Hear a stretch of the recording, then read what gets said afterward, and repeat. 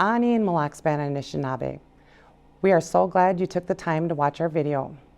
Let me start out by introducing the Malaxpan delegation by district. District 1 delegates, Michelle Palaki and myself, Danielle Smith. District 2 delegate, Michael Davis. District 3 delegates, Bernadine Roberts and Julie HernandezCurado. Urban delegates, Al Olsen and Lila White. Currently, the Isle District 2A delegation is vacant. We have put in long hours researching, reading, and educating ourselves regarding some of the most important documents from our history. Our first document to research was the original Minnesota Chippewa Tribe Constitution, which in turn brought us to an understanding that we hadn't known before. The BIA created an organization, not an Indian tribe, based on a new U.S. law passed in June 1934 called the Indian Reorganization Act, also known as the Wheeler-Howard Bill of 1934. 2 years later, on July 24, 1936, BIA persuaded 5 reservations and a non-removable Mille Lacs Band of Ojibwe to create an organization known as the Minnesota Chippewa Tribe, which in turn made us look further back into treaties and law definitions pertaining to Indian tribes. The Mille Lacs Band's cultural and traditional past is asking for something important from the present. That means all of us to determine whether the non-removable Mille Lacs Band Anishinaabe should exercise our sovereignty and self-determination to defend, preserve, and advance the culture of the people and our band, always keeping our next 7 generations at the forefront. This video you're about to watch is our condensed version of our report, a preliminary analysis of the Minnesota Chippewa Tribe. We think the people need to begin thinking about some important issues we face as Mille Lacs Band Anishinaabe. Where do we see ourselves going in the future? What is important to Mille Lacs Band Anishinaabe citizens? Enrollments, culture, resources, land, creating our own Mille Lacs Band Constitution. Just a couple questions we as Mille Lacs Band citizens should be thinking about. We have 4 messages we want to convey to our fellow Mille Lacs Band Anishinaabe. Briefly touching on enrollments, sovereignty and self-determination, culture and traditions, and finally the government. Kicking us off will be Urban Delegate Al Olsen on enrollments. Anin, I'm going to share a few facts that we come to understand in our research documents about the MCT. I'm also going to share a few relevant facts about the original and revised constitutions and enrollments which came from them. The original Constitution was approved by the BIA in July of 1936. You can read more about this document on page 35 of our report sent to band members. The revised Constitution was approved by the TEC and the BIA in November of 1963. We reference this document on page 37 of our report. I am going to speak a little about enrollments which were created under those documents. Enrollments are covered under Article 2 of both constitutions. In the original Constitution, there is no mention of a blood quantum to be a member of this organization known as the MCT. They refer membership to a treaty with the Indians in 1889, which is odd because there is no treaty signed after 1873. Now we come to the revised Constitution of 1963, in which, as I mentioned, of a blood quantum for membership in the MCT organization. In Article 2, Section 1, it reads, all children at least 1/4 degree MCT Chippewa Indian blood born after July 3rd, 1961 to a member, provided that enrollment was filed with the Secretary of the TEC within 1 year after the date of such child. In our research, we could not determine whose idea it was to put the blood quantum in the revised Constitution. We believe because the annuity roll, which they based membership on in the original Constitution, had expired after 50 years, that they needed something to tie membership for descendants. So that is how we arrived at the present criteria for MCT enrollments. You can find more information about enrollments on page 39 of our report sent to you. In closing, the MLB delegation feels a revision of the current Constitution, Article 2, enrollments would not fix the problem of the blood quantum. The delegates feel that the Mille Lacs Band needs to exercise our sovereignty and self-determination to create criteria to decide our own membership. The MCT survey results also reflected that the majority of membership believes that enrollment criteria should be determined by each individual band. It is up to our current membership at Mille Lacs to ensure the future survival of our people. Blood quantum was imposed on us 60 years ago and is attempting to take away our identity as Indian people. As the numbers show, membership continues to decline. The objective of the federal government in implementing blood quantum was to diminish Indian populations and to phase out their trust responsibilities. I look at my children and grandchildren, and I see Anishinaabe, not someone who does or doesn't have enough blood quantum to be an Indian or doesn't belong.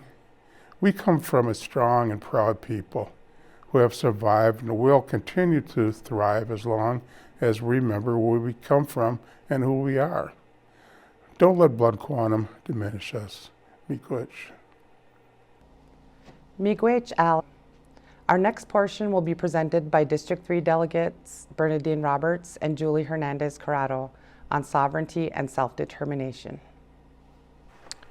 We are covering one area of work the committee spent much time on, which is sovereignty and self-determination.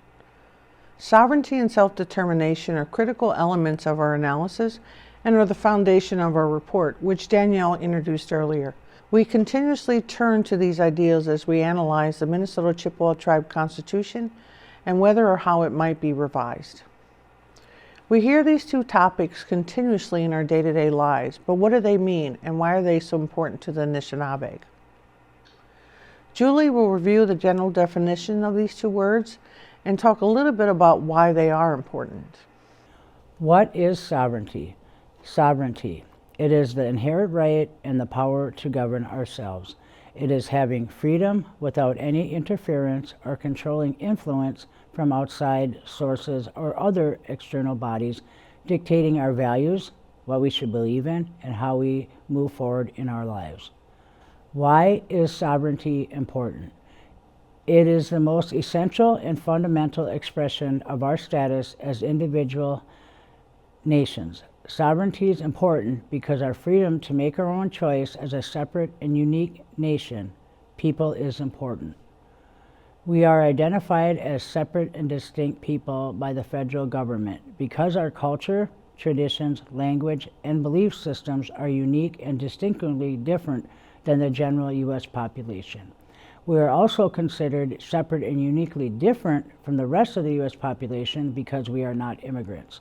We are indigenous and have always inhabited these lands. This has been upheld in the Supreme Court case Worcester versus Georgia. Because of our sovereignty status and being identified as separate and distinct people, we have the legal right to establish our own form of government. What is self-determination? Self-determination is the right to participate in the democratic process of governance and to influence one's future politically, socially, and culturally. Self-determination embodies the right for all peoples to determine their own economic, social, and cultural development. Why is it important? We design our governments to accept and assume the responsibility to oversee our affairs and uphold our laws. It should provide a venue for justice and other support needed as identified by the people. We design them to ensure we, as a member of the tribe, have a direct hand in establishing our laws, justice, fairness, and ethics that generally support our needs and expectations. We utilize these systems to assist us with effectively leading us into greater states of freedom. As we advance our sovereignty and self-determination, we should always retain our core identities as separate and distinct people. The preservation of these identities is critical for us to maintain our own beliefs and values from a community standpoint and in the broader national context. What is the price of sovereignty and self-determination? What is it worth to you as an Anishinaabe?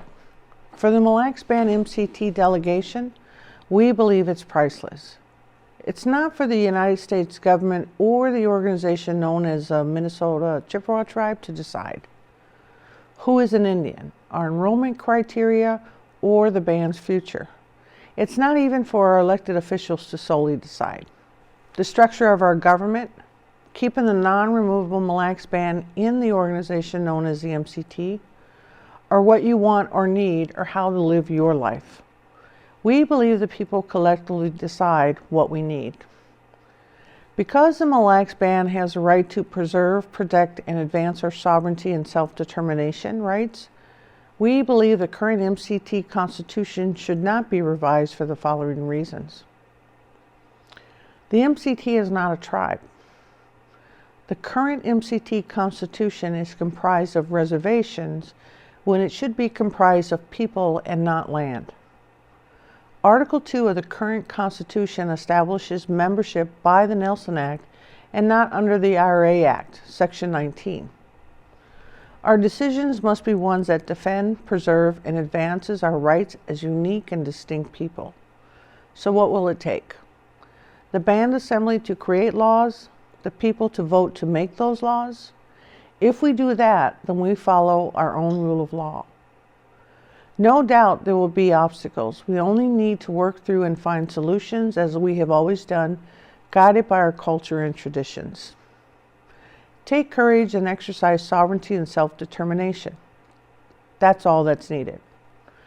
As you review our report concerning the MCT and its Constitution, keep the ideals of sovereignty and self-determination at the forefront and form your own opinion as to what our next steps should be. We look forward to your comments and recommendations. Miigwech ladies. Up next is Michael Davis on culture and traditions. Take it away, Mike.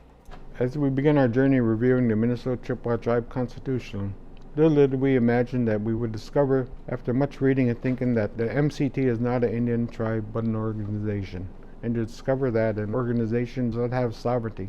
Sovereignty is something only governments possess, not organizations, because the sovereignty belongs to all the Anishinaabe people. As the Anishinaabe, our thoughts naturally progress to what we think our ancestors would have done, knowing what we know today. This led us to think about what it means for the people of the non-removable Mille Lacs Band Ojibwe to be joined by the BIA with 5 other reservations to make up the MCT. From a cultural perspective, we want to know what this means for us and our children. We have always looked to our culture, traditions, and values for direction in everything we do. So why are these so important? These are important because we have always been spiritual people. Everything our ancestors did was immersed in our spirituality with the earth, the plants, the animals, and the water, and each other. Our indigenous language is immersed in our spirituality, our drums, and how we conduct ceremonies. Emulate these beliefs. We respect all things our Creator gifted us, our culture, tradition, values. The belief systems were built upon the spirituality. Our spirituality and the way our life are while we are recognized as unique, separate, and distinct people from the general population. This is what makes us special. And by the way, blood quantum was never part of identifying ourselves. This is a European concept. For example, our belief system is the 7 grandfather teachings. Love. Knowing love is to know peace. For one to love and accept ourselves is to live at peace with the Creator and in harmony with all of creation. It is a kindness for all things around you. You must accept it sincerely and give it freely. Respect. A way to honor creation is by showing respect.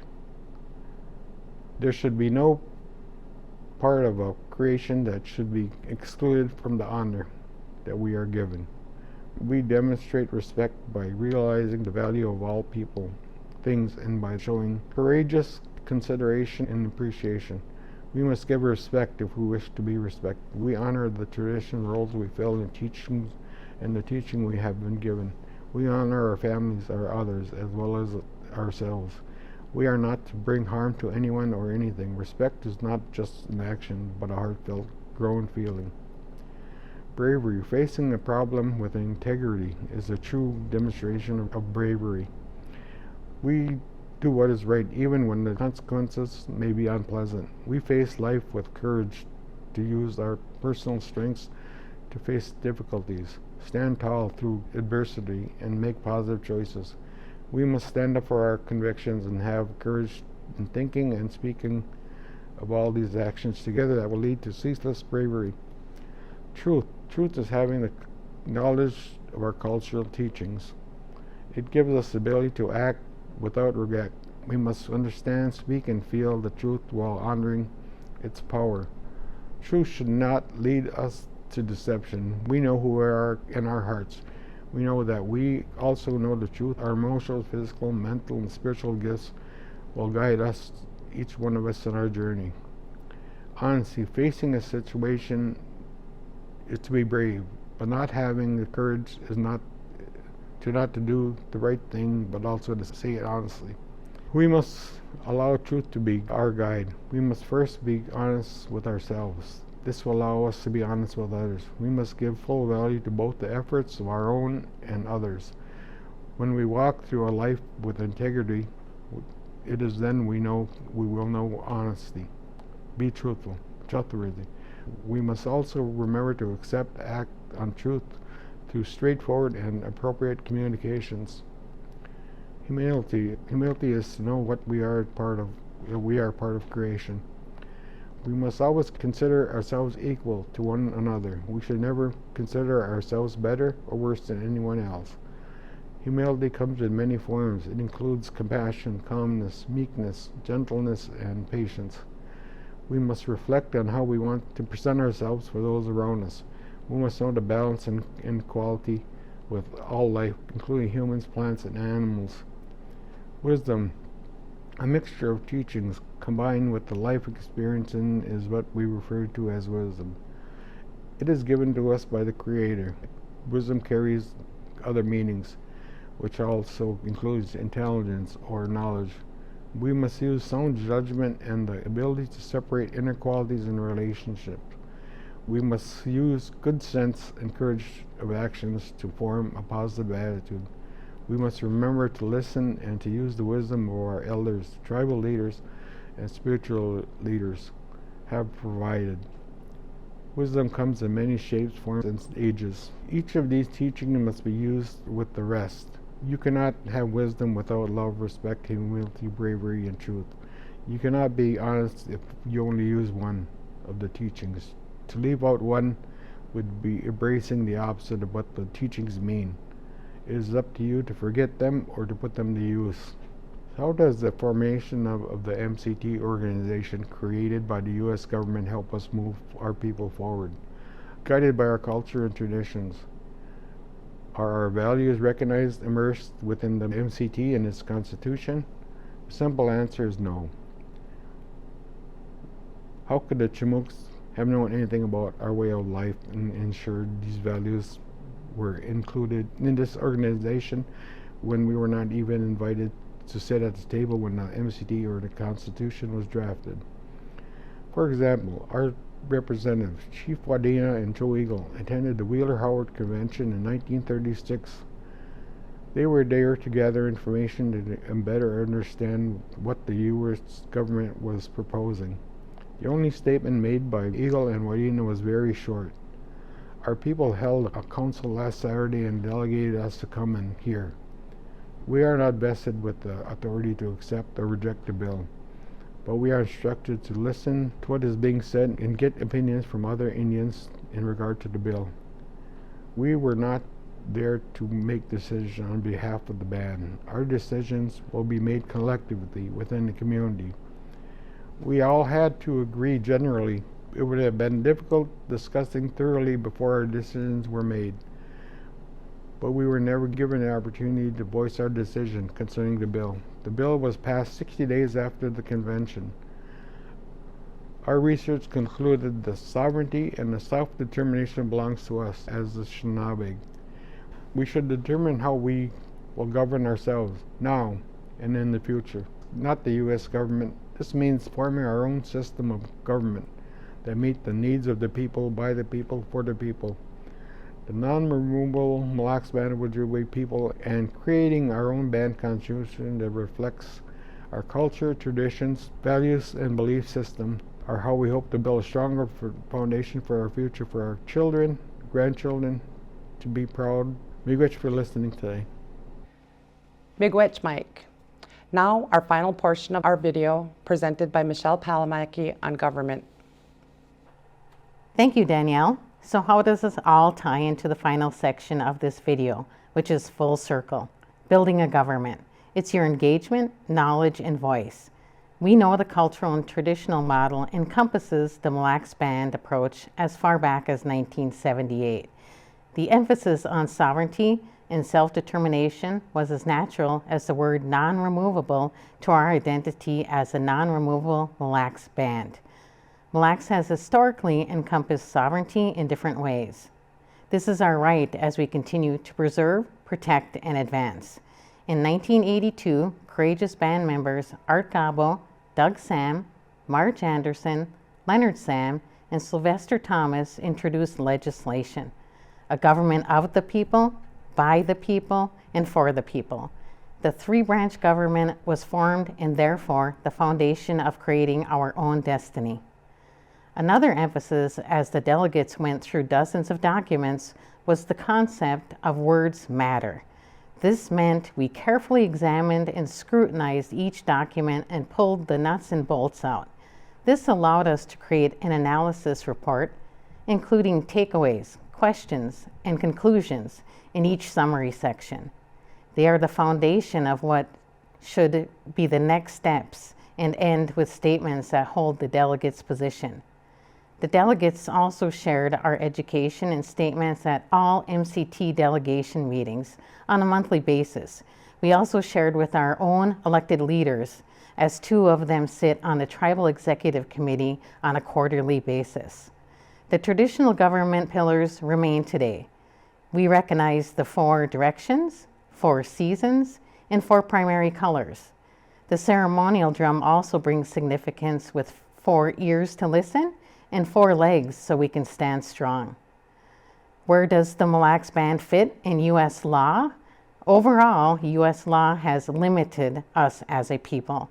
In 1936, not only were we identified as an organization known as the Minnesota Chippewa Tribe, but also began our federal recognition as an Indian tribal entity. The Tribal Register was a mechanism for funding programs with direct oversight from the Department of the Interior. Mille Lacs remains one of the 6 entities. This creates an issue around our own sovereignty. Fortunately, leadership has initiated changes to have Mille Lacs Band become recognized as a separate and distinct entity of its own.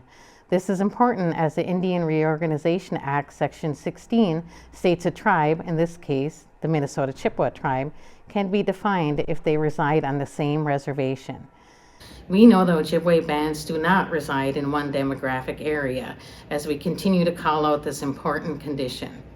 Overall, under United States codes, Indians are recognized under Title 26, the title Indians. Chapter 1 begins with the Bureau of Indian Affairs, or BIA, as the second identified U.S. department with oversight.